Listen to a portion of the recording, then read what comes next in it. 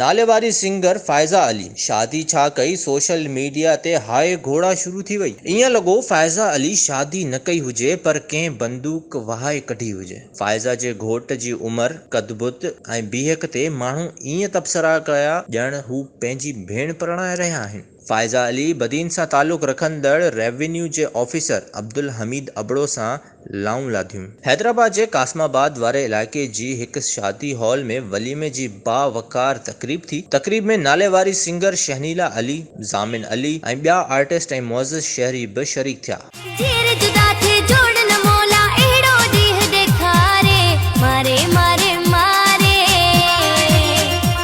फ़ाइज़ा अली जे शादीअ वारे मामले ते माण्हुनि सोशल मीडिया ते बदतमीज़ी जो जेको तूफ़ान बर्पा कयो, इन जी जेतिरी बि मज़म्मत कजे घटि आहे। छा आर्टिस्टनि खे ज़ाती ज़िंदगीअ बाबति फ़ैसिला करण जो हक़ न आहे? असांखे अहिड़ा दिलि आज़ारींदड़ तबसरा करण बदिरां इहा दुआ करणु घुर्जे त शाल फ़ाइज़ा अली पंहिंजे वर सां ख़ुशि रहे।